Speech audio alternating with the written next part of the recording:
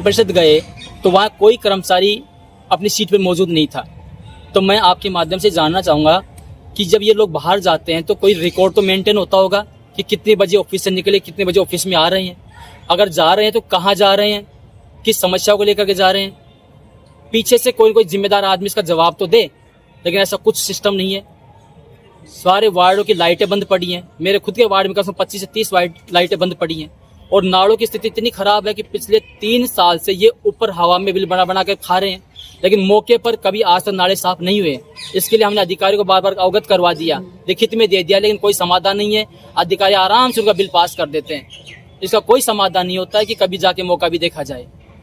और समस्याओं को लेकर हम बात करें, जब वहाँ कोई समाधान नहीं हुआ तो हम लास्ट में यहाँ एडीएम साहब के यहाँ मिलने आए हैं। एडीएम साहब ने हमारी बातें सुनी और हमें आश्वस्त किया कि आपका काम जल्दी ही करवा दिया जाएगा।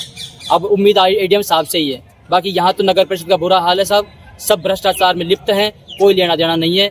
मैं आगे भी मंत्री महोदय अगर मेरी बात सुन रहे हो, खर्रा साहब, तो उनसे भी मैं निवेदन करूंगा कि सर थोड़ा ध्यान दीजिए, कोटपुतली की स्थिति बहुत खराब है। अधिकारी यहाँ तानाशाह बने बैठे हैं और भ्रष्टाचार में पूर्ण रूप से लिप्त हैं। मैं ममता देवी, वार्ड नंबर 36 से पार्षद। मैं अपनी समस्या को लेके नगर परिषद पहुंची तो उधर कोई अधिकारी, सारी कुर्सियां खाली पड़ी हुई थी।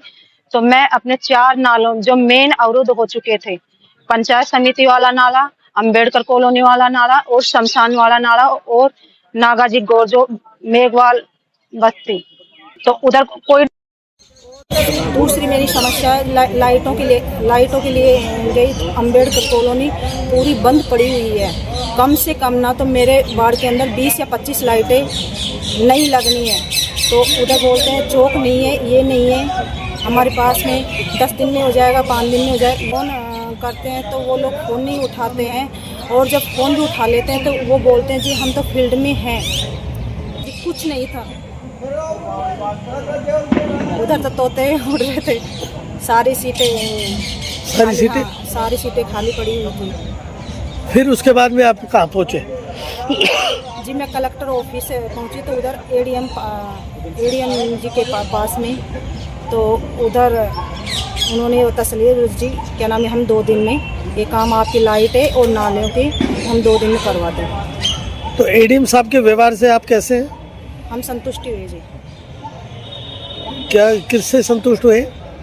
ये जो अपनी जो समस्या लेके गए थे तो एडीएम साहब को जो बताए थे मैंने बाद में, तो उन्होंने बताया, बोले जी हम 2 दिन में करवा देंगे, तो हम उनकी बातों से हम संतुष्ट हैं। ये भी हम चेक करा लेंगे। हालांकि हमने बीच में आकस्मिक निरीक्षण भी किए थे, तो एक बार जयपुर से भी टीम आई थी, तो इसको एक बार चेक करा लेंगे क्या कारण है, इतने जो लोग एब्सेंट क्यों हो गए, क्या कारण रहा। तो एक बार मैं उसको चेक कराऊंगा, और अगर ऐसा पाया गया कि बिना स्वीकृति के या बिना काम के अगर कोई लोग बाहर चले गए, तो कोई कर्मचारी अधिकारी जा रहा है, तो वो उसका भी जांच कराई जाएगी, और अगर कोई दोषी पाया जाता है तो उसके खिलाफ कार्रवाई करें।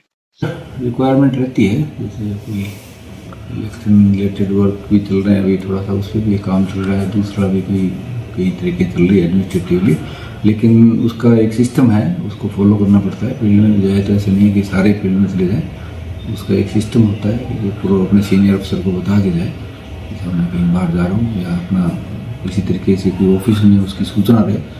तो अगर बिना कोई सूचना के या बिना कोई इन्फॉर्मेशन के कोई जा रहा है, तो हम दोबारा इसको चेक करेंगे और कोशिश करेंगे इस सिस्टम को प्रॉपरली जो है वो सारी चीज़ें ढंग से हो। हमारे ये आगे से ही प्रयास रहेंगे, चेक करेंगे और कार्रवाई भी करेंगे।